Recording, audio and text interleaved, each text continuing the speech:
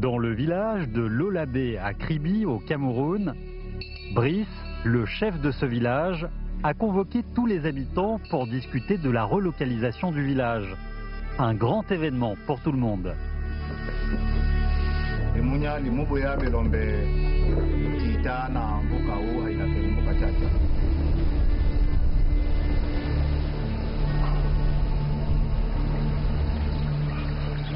Lolabé est un petit village de pêcheurs proche de Kribi au Cameroun.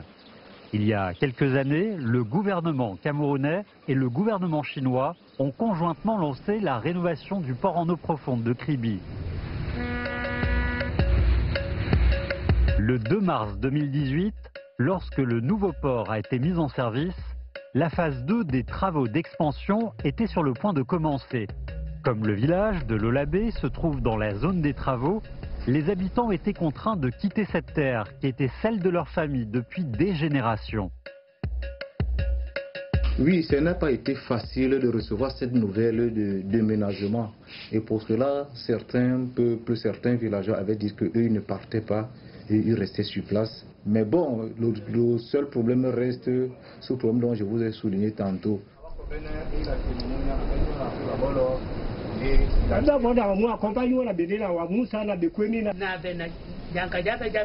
Le nouveau village est aussi proche de la mer. La position géographique est encore meilleure. En plus, après que le gouvernement camerounais a proposé le terrain, l'entreprise chinoise chargée de la construction de la phase 2 du port en eau profonde de Kribi l'a aplani et a construit une nouvelle école. En revanche, le nouveau village est loin du port en eau profonde de Kribi.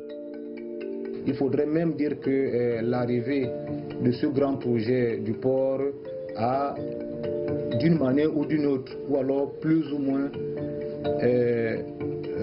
amélioré le commerce dans le village parce que avec les travaux du port, il y a beaucoup de populations et puis les femmes ils vendent à manger, les personnes ils vendent du poisson. Afin de permettre aux villageois d'augmenter leurs revenus grâce à l'agrandissement du port, l'entreprise chinoise chargée du projet et ensuite de sa gestion a prévu de construire une nouvelle route entre le nouveau village et le port. Elle a aussi promis de recruter plus de locaux lors de la phase 2 des travaux. Ainsi, les habitants du village de Lolabé seront entièrement rassurés quant à leur avenir.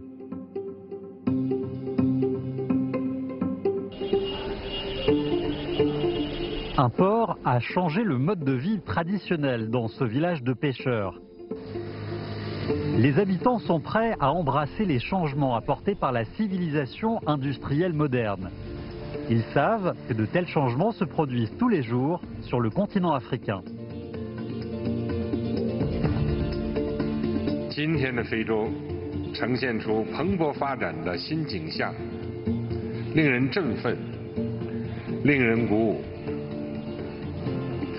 非洲积极探索符合自身发展实际的发展道路，坚持以非洲方式解决非洲问题，独立自主势头锐不可挡。非洲积极推进工业化，谋求自主可持续发展，快速发展势头锐不可挡。非洲加快一体化进程，在国际舞台上坚持用一个声音说话，联合自强势头锐不可挡。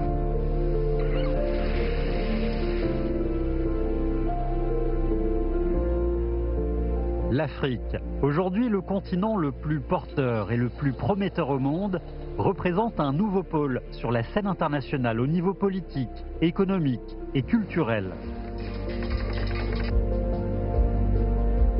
La Chine et l'Afrique sont d'anciennes grandes civilisations. Au cours de la période moderne, elles ont été toutes deux victimes d'injustice. Depuis le milieu du siècle dernier, au cours de la lutte pour leur indépendance et leur émancipation nationale, la Chine et l'Afrique se sont soutenues et ont développé une amitié profonde.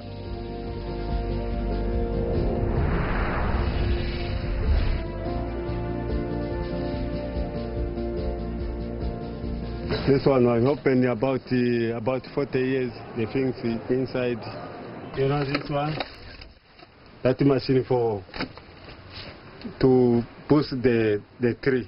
This one.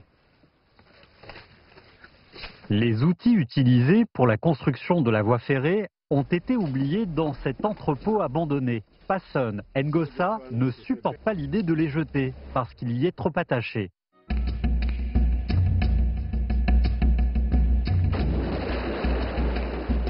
Depuis octobre 1970, le gouvernement chinois a envoyé progressivement 50 000 ouvriers et techniciens pour construire un chemin de fer reliant la Tanzanie et la Zambie, le Tazara.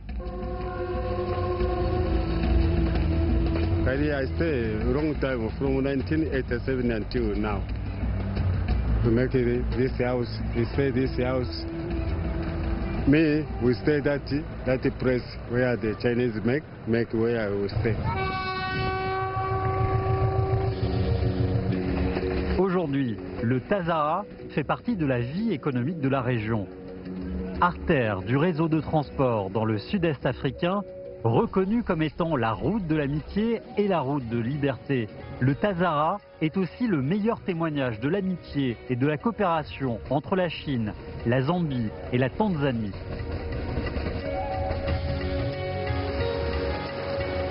Depuis plus d'un demi-siècle, malgré les multiples bouleversements et crises dans le monde, la Chine et l'Afrique avancent contre vents et marées, main dans la main, restant des partenaires fidèles et de grands amis qui s'entraident. En 2000, la Chine et des pays africains ont initié le Forum sur la coopération sino-africaine, le FCSA, un mécanisme de dialogue et de coopération pratique. Le Forum regroupe 55 membres, parmi lesquels la Chine, les 53 pays africains ayant des relations diplomatiques avec la Chine et la Commission de l'Union africaine. There is nothing China has done that threatens the independence or national interest of Zimbabwe. Sobre todo el respeto mutuo, la política de no injerencia en los asuntos internos de Guinea Ecuatorial. And they are doing it under our terms. They don't come and impose their terms. If they did, we'll say, don't behave like others. So we don't do that. We are talking as equals. 中非双方应该坚持义利并举原则，从中非发展实际出发，相互考虑对方关切，寻找和扩大利益交集，共同打造中非命运共同体。 Des valeurs basées sur la confiance mutuelle et les intérêts communs sont l'emblème de la diplomatie chinoise vis-à-vis des pays en voie de développement. La confiance mutuelle et les intérêts communs sont deux éléments clés de ces valeurs. Elles visent à aider les pays africains à réaliser leur développement durable et autonome, tout en favorisant les coopérations sino-africaines. Par cette voie, le monde sera plus équilibré, tolérant et durable.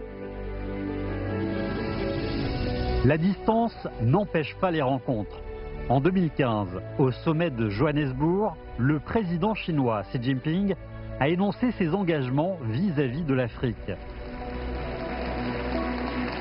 我们决心抓住中非发展战略高度契合的历史机遇，推动中非合作全面发展。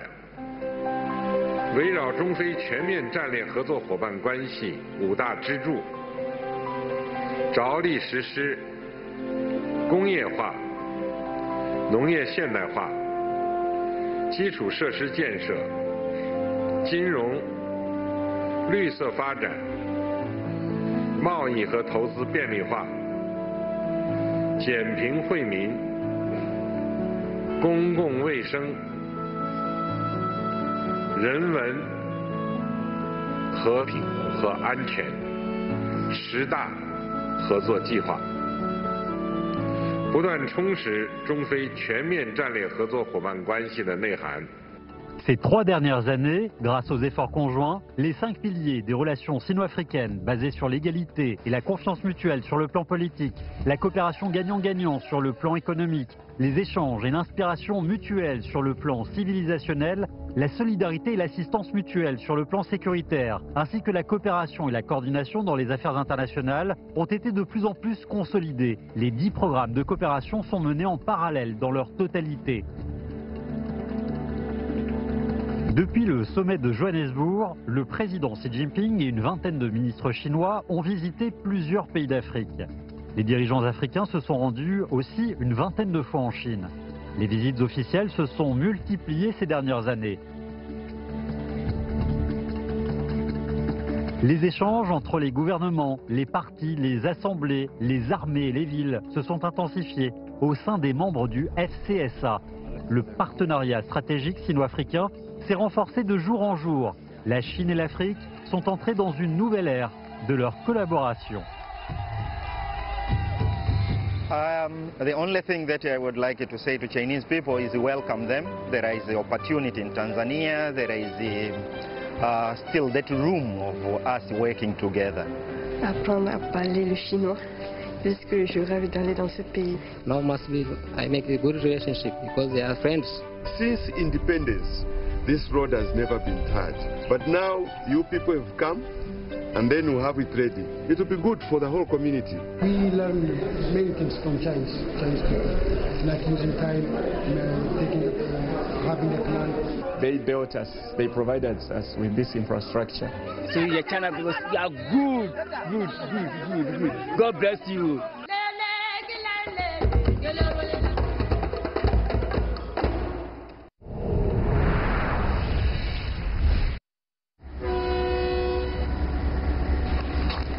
Aujourd'hui, Concilia, conductrice de train sur le chemin de fer Mombasa-Nairobi, a enfin l'occasion d'être seule aux commandes. My major is electrical engineering. When we have the new locomotives from China, I'm among the few people who are going to drive about it. They felt so good. They could go over our neighborhood telling people, like, I didn't know I was going to train as a driver.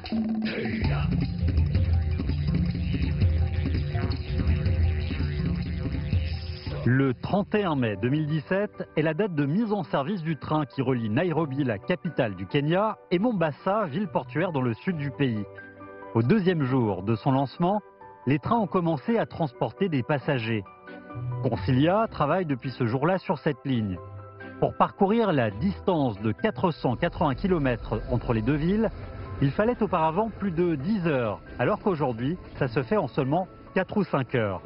Le 4 août 2018, un an à peine après l'ouverture du chemin de fer Mombasa-Nairobi, 1 628 000 passagers ont déjà pris le train et un total de 1 481 000 tonnes de marchandises ont été transportées.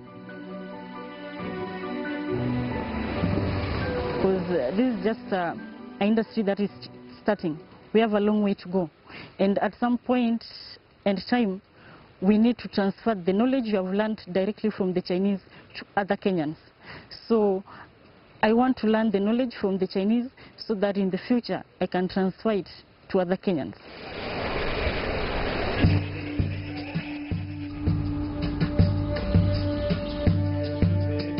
Durant la construction du chemin de fer Mombasa-Nairobi, 46 000 Kenyans ont travaillé conjointement avec plus de 2000 Chinois.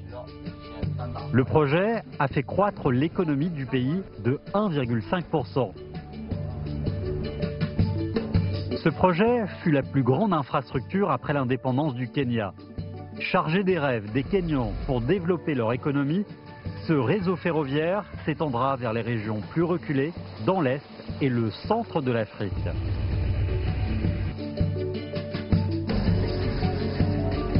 En janvier 2018, près du parc national de Nairobi, le président kényan Uhuru Kenyatta a visité le chantier de la phase 1 du chemin de fer Nairobi-Malaba, projet d'extension du chemin de fer Mombasa-Nairobi. Régulièrement, Uhuru Kenyatta se rend personnellement sur le site des travaux de cette ligne. Pour les Kenyans, ce chemin de fer de 487,5 km de long, construit par la Chine, est porteur de leurs espoirs et de leurs rêves.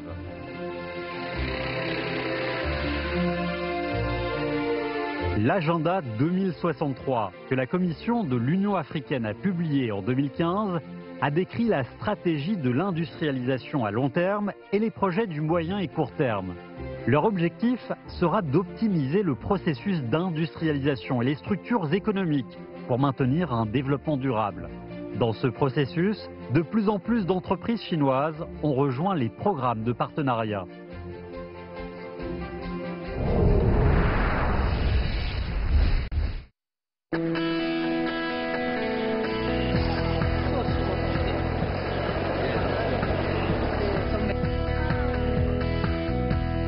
Donc c'est la première fois que je suis là.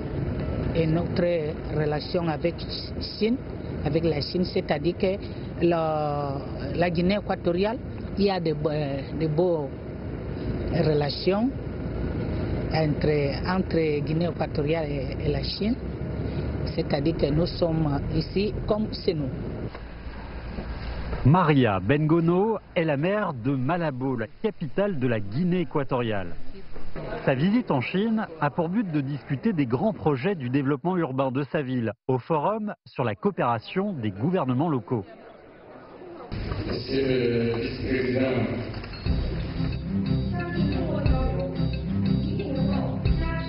le Forum de Beijing, en 2018, a réuni plus de 160 officiels venant de 24 pays africains.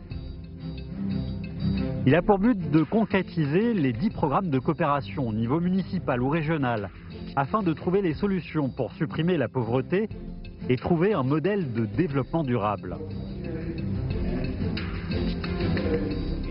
Generalmente en todo país han desarrollado y particularmente en Malabo, que es la capital de la nación, la mayoría de las construcciones que están en el país han sido hechas por las empresas chinas.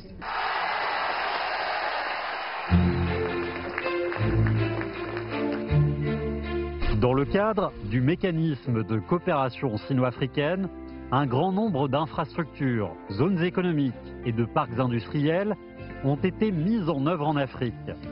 La Chine a formé 162 000 techniciens et professionnels africains dans tous les secteurs, a permis à 43 000 Africains de venir se former en Chine, a alloué plus de 20 000 bourses d'études et a décerné plus de 1300 diplômes universitaires aux Africains.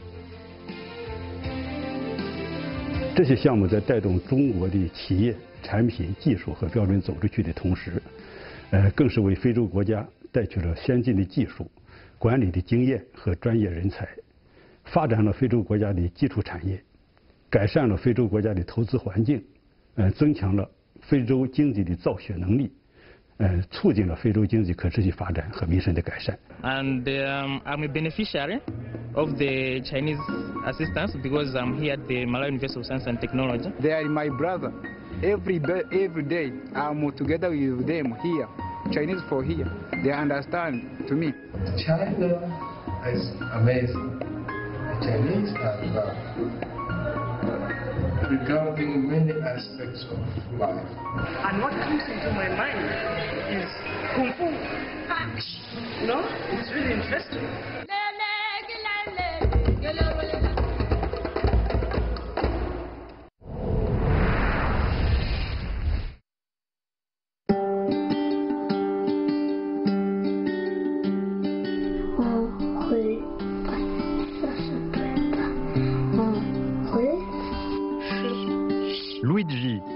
est âgé de 8 ans. Il va effectuer une tâche qui lui est très difficile, celle d'écrire un texte sur la route. Papa? Oui? On a fini. Ah, je descends. Je veux bien entendre de votre voix ce que vous avez écrit. La construction de la route qui mène chez nous est en mauvais état.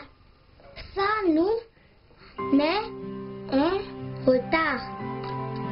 Quand nous allons à l'Alliance, quand les parents vont faire leur livraison, ils sont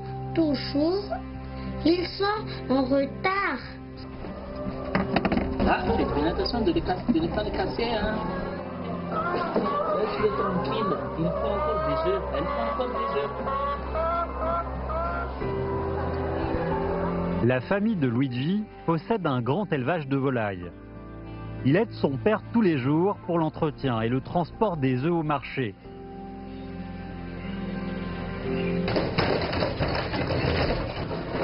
Le chemin qui mène à la capitale, Antananarivo, est en mauvais état. Néanmoins, tous les jours, plus de 150 000 œufs passent par cette route, soit 95% des œufs vendus à la capitale.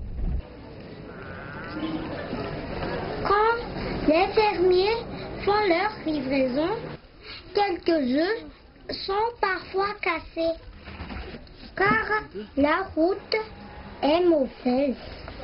La construction de la route sera bénéfique pour nous. Ça fait seulement 9 km, mais on a besoin de 1 heure à 1h30 pour traverser 9 km. Vous voyez là actuellement, c'est qu'on a du mal à acheminer les œufs depuis notre commune pour aller à Tana. Ça a un grand impact sur notre économie.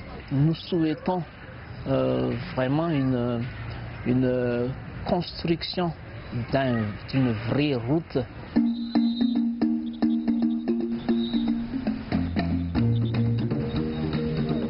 Le problème de la route ne concerne pas uniquement la famille de Luigi. C'est un problème pour de nombreux Malgaches, notamment les mauvaises conditions routières et les embouteillages. Cela gêne beaucoup la vie des gens de la région et a un impact négatif sur l'économie du pays. Depuis l'établissement des relations diplomatiques entre les deux pays, le gouvernement malgache a commencé à collaborer avec la Chine dans le but d'améliorer les infrastructures à Madagascar. En novembre 2016, une voie normalisée construite par une société chinoise fut mise en service. La branche ouest des voies express de l'aéroport international d'Ivato. Elle est rapidement devenue l'artère principale de la région. Entre-temps, les relations se sont développées. Depuis, j'allais dire, les 10 dernières années, pratiquement, et surtout les 4 dernières années, depuis que je suis à la présidence de ce pays. Et je pense que tout cela marque, si vous voulez, cette gamme de secteurs dans lesquels s'étend les coopérations entre la Chine et Madagascar. Donc c'est une coopération qui se renforce de plus en plus, mais ce qui marque le plus, je crois aujourd'hui, c'est une forte, je veux dire, concentration au niveau des infrastructures, et ça, je pense que tu as souligné. Tout récemment, les Chinois sont présents autour de chez Luigi. Ils vont construire une route de 19,25 km pour le pays. Cette route est spécialement conçue pour les communes dans lesquelles se trouvent des sites de production d'œufs en banlieue de la capitale de Madagascar, comme Maiki, Ambanodonaka et Mahazaza. Comme il y a une quarantaine d'éleveurs de poules pondeuses répartis le long de la route, les gens du coin l'appellent la route des œufs. Après la construction les Chinois, nous ne serons plus en retard. Nous gagnerons beaucoup de temps.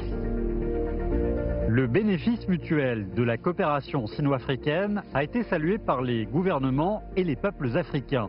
En octobre 2016, une enquête réalisée par la célèbre agence de sondage africaine Afrobaromètre a montré que les 2/3 des 54 000 personnes interrogées dans 36 pays africains avaient des avis positifs sur la Chine et trouvaient que les activités économiques et politiques de la Chine sur le continent comme une contribution opportune à leur développement national. Les graines de l'amitié sino-africaine sont de plus en plus profondément enracinées dans le cœur des Africains. En parallèle, avec la coopération croissante, le nombre des membres de la grande famille de la coopération amicale entre la Chine et l'Afrique augmente progressivement.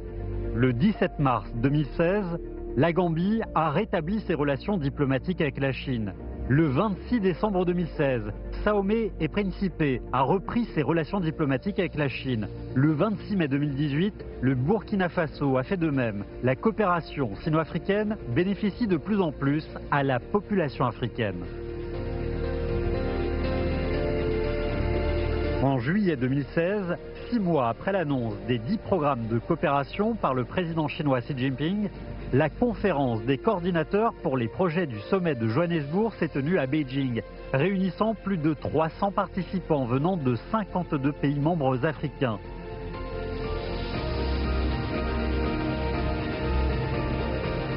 Lors de la conférence, les parties en présence ont convenu d'insister sur le principe du développement commun, durable et ouvert, renforçant la synergie et l'environnement sécuritaire, afin de concrétiser efficacement les résultats du sommet.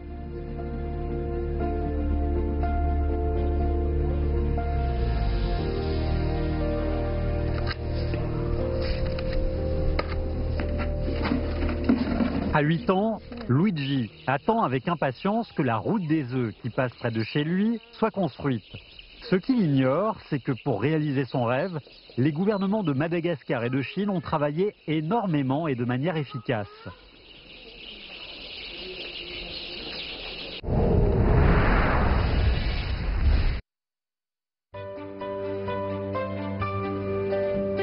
Dans la ville de Kribi, au Cameroun, les habitants du village de Lolabé sont venus pour la première fois sur le terrain que le gouvernement leur a attribué.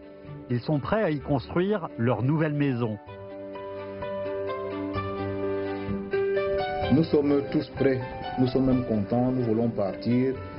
Mais bon, le plus important serait que les populations soient d'abord installées. Notre souhait dans l'avenir, c'est que nos enfants puissent travailler soit dans l'exploitation du port, soit dans la construction du port. Et c'est un grand projet qui est très important pour le président de la République, pour toute l'Afrique et pour tout le monde entier. Aujourd'hui, l'Afrique cherche activement à accélérer le processus d'industrialisation et de modernisation et à avancer vers les objectifs décrits dans l'agenda 2063.